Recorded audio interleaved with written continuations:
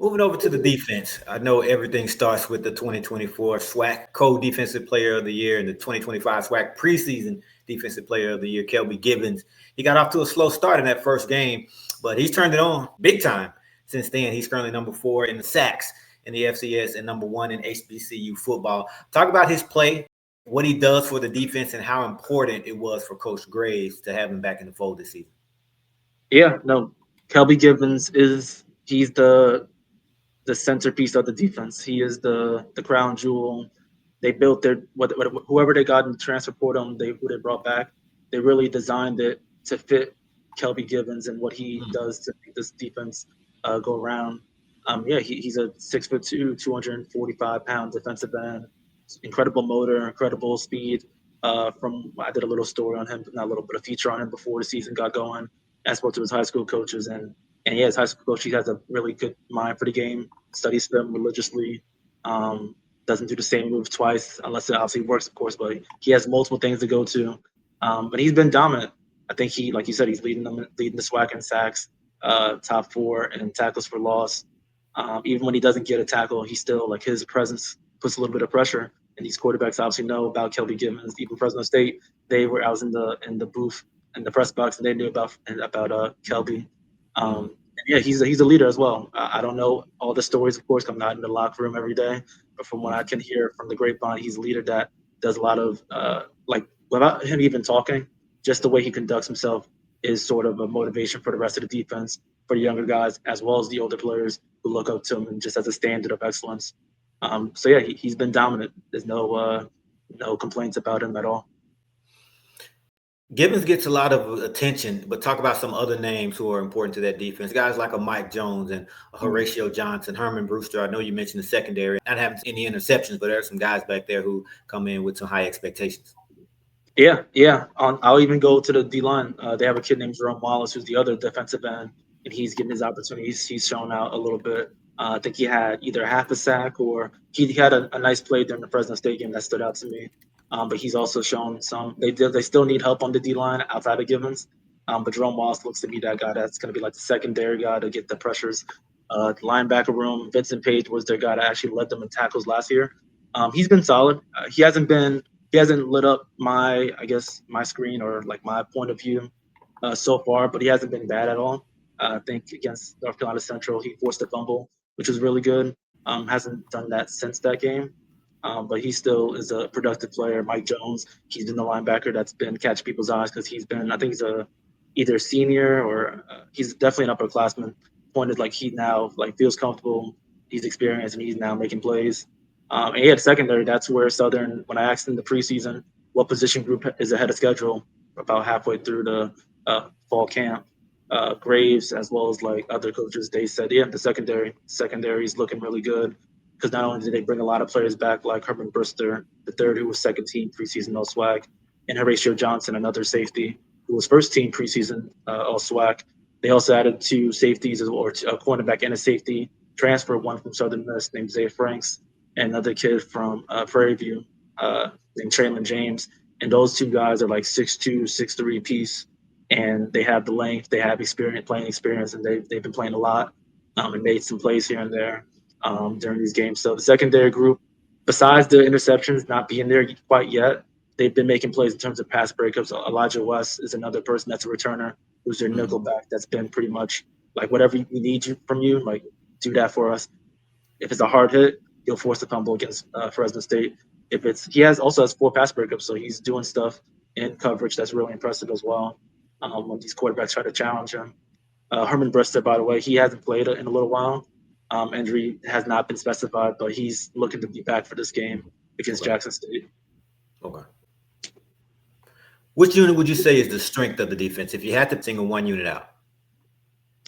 It's hard not to say the D line because of Kelby, because just having, like, from what I can remember talking to, I guess, a coach or 2 on the defensive side, like if you have pressure from the D line, it makes things a lot easier. The ball comes out a little bit faster, which is not always a good thing, but like the ball from the quarterback maybe come out and may not be as composed and as relaxed, which makes the job easier for the DB to read their eyes and obviously force some fumbles. If you can do that in the backfield, that's great. Maybe take that to the house.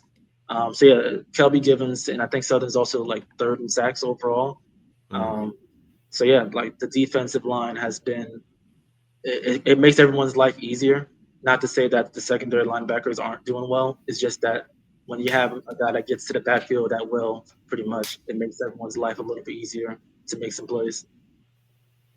Biggest concern from the defense so far this season, if you had to pick one thing. Uh,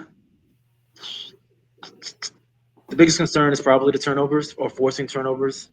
They've Okay. had a couple of forced fumbles, which is good, but they really should have had some interceptions, especially in the Mississippi Valley State game.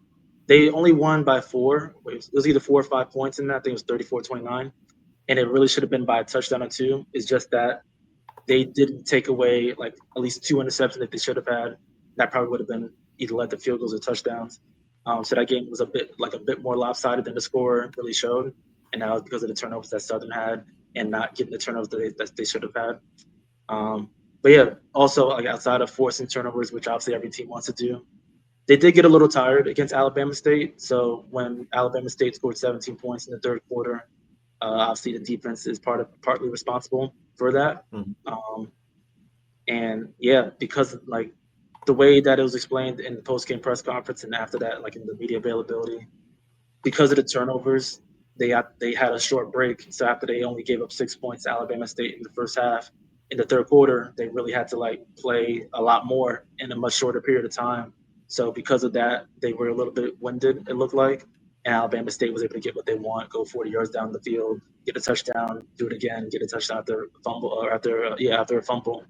Um, so yeah, that's like I guess if I had to nitpick, but unfortunately, that's also linked to the offense and the turnovers. So if those turnovers don't happen, defense is a bit more rested, and they're not really winded when they're trying to get a stop on the opposing side.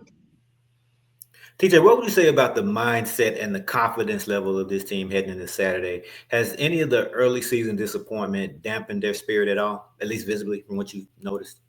It dampened their spirits were dampened definitely at the Alabama State. I would Mhm. say for sure. 37, losing 37 at home. Pete Richardson Classic. Pete Richardson in the building, getting honored on the field. That's how they like every first home game of the season. They acknowledge him. And yeah, they didn't say the word embarrassing, but that's kind of how it looked like they felt when the coach and a couple players, experienced players, spoke after the game. And they had a players only meeting on the defensive side. Excuse me, the defenders or the defensive players had a players only meeting going into next week before the Fresno State game, and they just wanted to like clear the air, even though maybe they're not responsible for those turnovers that led to that loss, the 2 fumbles and 2 interceptions. They just didn't want to have any like from what reading between the lines, any sort of bubbling up frustration because of any turnovers that gets the winded defense back out there. But obviously, time has passed. Now it's here. Games in a couple days. I think Southern feels good. In the media availability, players and coaches both said that they've been working really hard. They like how they felt. They prepared in the bye week. They like how players have been leaders as well. I know Darren Morris in that same clip that kind of went viral. He said that he feels like the team is as good as they've been all season. Just after preparation, going against tough competition. Um, and yeah, also Fred McNair being the offensive play caller. This is really the first real test because even though Fresno State was the first game we called plays, it's only so much you can do in terms of calling plays when you're down 21-0 after the first Mhm. quarter. Um, and yeah, obviously and also having a new quarterback really get his first opportunity to play. So this now is a bit more of a normal setting to really see how the offensive play calling will look. And so I guess everyone feels pretty confident in how that would be a success. And yeah, from what I can tell, no one's down in the dumps. They're really confident. They're really prepared and excited for this game against Jackson State. Yeah, it really helps that that loss to Alabama State didn't count in the SWAC standings. That changes everything because you Yep, go in, it does. obviously. What's kind of been the general message from Coach Graves to the team this week? Yeah, the general message. Again, he's not sharing any game plan stuff, but it's just execute. We need to execute. We need to do what we know we can do. Like Jackson State's a great team, of course. Rivalry is what it is how he said it. But we have to control what we can control, and that's turnovers. That's our effort. That's our mentality.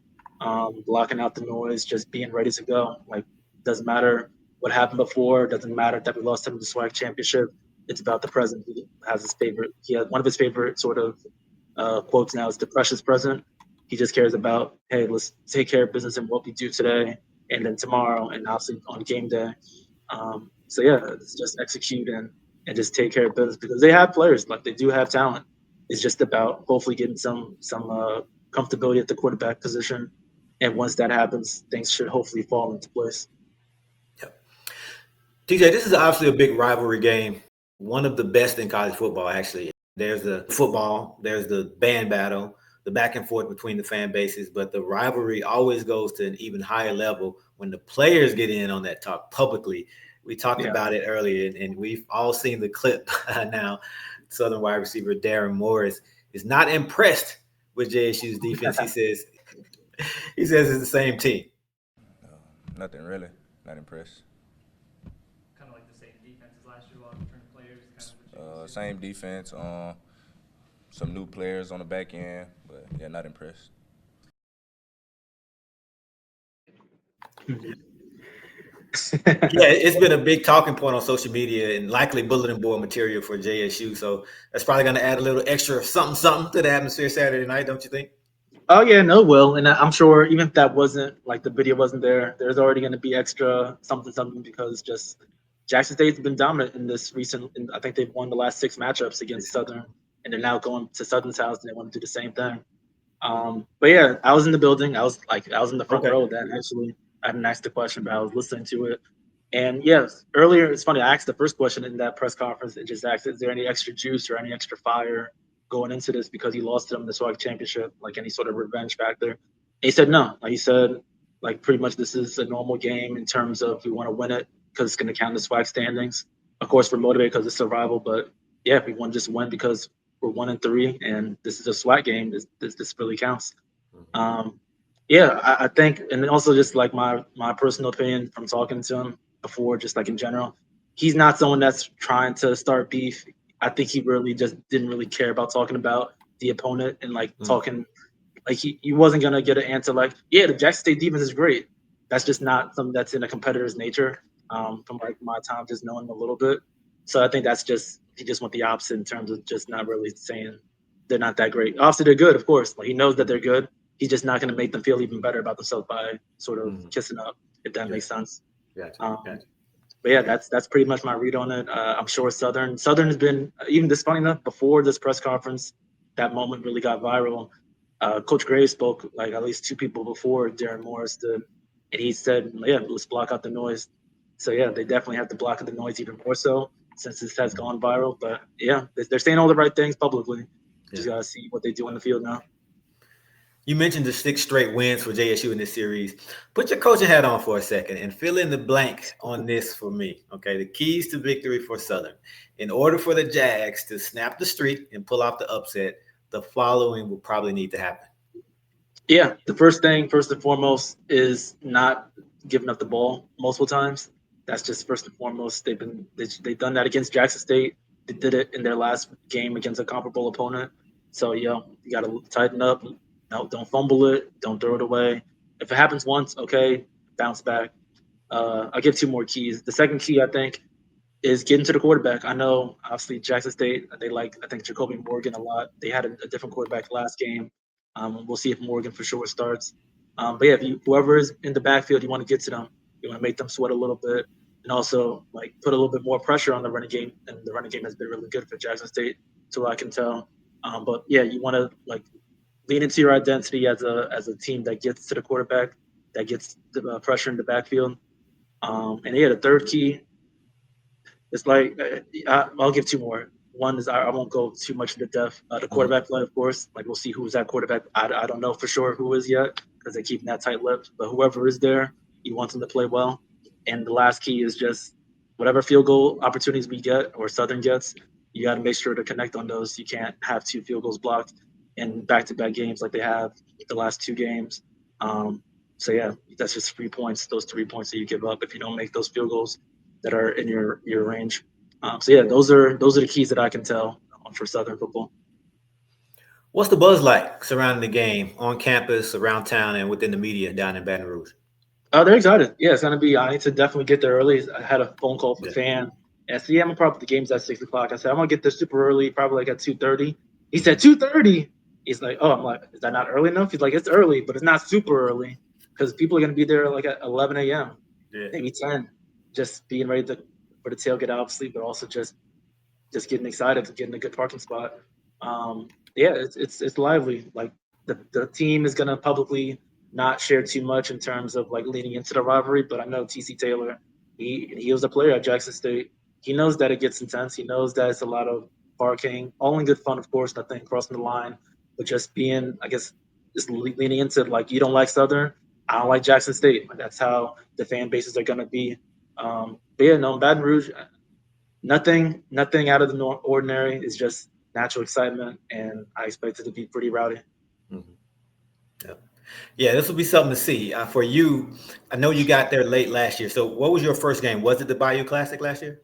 My first game was Arkansas Pine. It was the last game before the Bayou Classic. Okay, I so still was very green. I was super green. I didn't know what I was watching in you terms of know like what I you're looking at. barely knew players, but I was there for that game. Okay, and did you get to go to the Bayou Classic and the SWAC championship game? Yep. I was there for Okay. both those games. Okay, so you started to get your feet wet last year. So just talk about your experience attending. I know you're covering it, but just attending an HBCU game. First of all, coming from up north in New York, how familiar were you, if at all, with HBCU football prior to moving down to, was it Knoxville originally? Yep, I was in Knoxville originally, or before, most recently before Louisiana was Knoxville, Tennessee. Yep. Okay, so prior to moving to the South, I'll say, were you familiar at all with HBCU football? Oh no, I wasn't. And I like to be fully transparent. Like New York City up north, we're a basketball city. Like we don't Oh, have absolutely. Yeah, we don't Absolutely. have college football stadiums like this. We don't have marching bands. I didn't go to. And funny enough, I went to a school. Funny enough, I'm having a sweater on. Quinnipiac. Okay. We don't even have a football team. So funny enough, Okay, like just I got you. personally, I didn't even cover college football. I just happened to go to a school that didn't have football as a college sport. Obviously, I love it. I'm a Jets fan, which has been tough for me in this NFL Yeah, season so far. yeah. The point is, though, yeah, I had no exposure, no real experience. I've obviously watched just regular, just Power 4, Power 5 football. Um, but yeah, no, I learned a lot. I've learned so much, and even when I was in Knoxville, I didn't really go to college football games. I just was aware of the University of Tennessee, of course. But yeah, I got my full really introduction once I got to that first game against Arkansas Pine Bluff, and then the Bayou Classic was amazing. And then obviously going to the Yeah, SWAC championship Bayou was a really Classic. good experience. Yeah. So yeah, the Bayou Classic was I think my second college football game ever. I just never Okay, attended. wow. What a way to Exactly. break yourself in. Exactly. That was really fun, really. And I went to, I think, one LSU game last year as well. That was like my third or so game. So yeah, I've learned a lot. The marching band experience is really cool. The only thing not that I dislike it, but I have to do a lot of writing during these games, so I can't be as locked in during halftime to fully enjoy it. I did do so last year because I wasn't writing the game story when I was shadowing. But so I do like I watched the full performance from the Human Jukebox, and that's obviously the Sonic Sound of South in Jackson State. So yeah, hopefully I think it's gonna be a 25-minute halftime for this upcoming game. So hopefully I can enjoy some of it once I do enough of my note taking and writing. But yeah, no, everyone has been really fun. Everyone's been really nice to me, and I have no complaints. I'm enjoying it a lot. Awesome. Well, I'm glad you're getting a chance to experience this. This will be a big one. I know you attended the Bayou Classic, which is in the Superdome, but as far as on-campus games, it's probably one of the biggest ones that you'll experience, Jackson State and Southern. So we're looking forward to it. I know you're looking forward to it. 6 p.m. kickoff Saturday, also airing on ESPN Plus. What's the weather forecast looking like, and should we expect a sellout?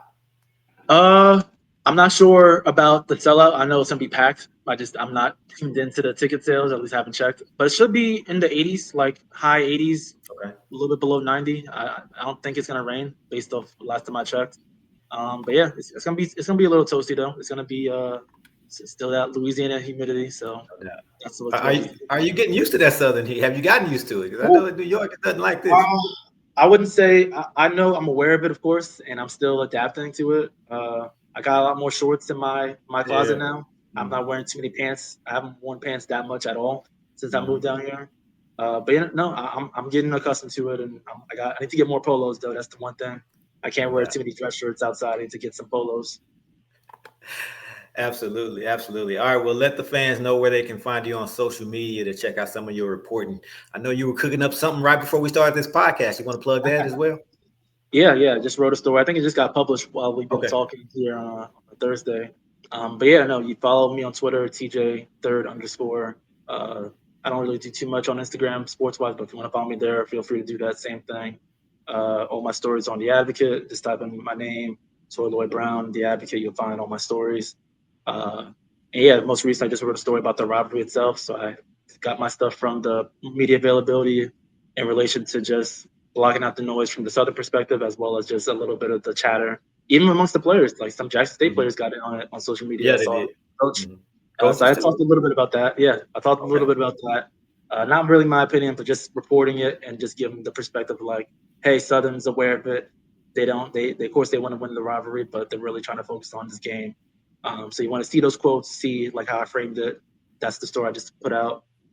Yeah, I'll be having a few stories on game night. All right. Well, I'm going to go check that out right now, and I will continue following you. Do some great work. So, great job. Congratulations on everything. Moving up. You're moving up pretty quickly to be so young and new in the game. You already got this. Is a big beat. It's a big time beat, Southern. So, make no mistake about it. So, man, we're happy to have you in the swag. Looking forward to meeting you this weekend, and I'll stay in touch. There's a chance I may be calling you in a couple months to do this all over for the swag championship game. So, we'll see. Yeah, no, we'll see. It's still nothing's determined yet. 0-0, like you said. No doubt. No doubt. All right, ladies and gentlemen, Toy Lloyd Brown, TJ. Appreciate it. Thanks a lot, man. Yep. Thanks for having me. All right.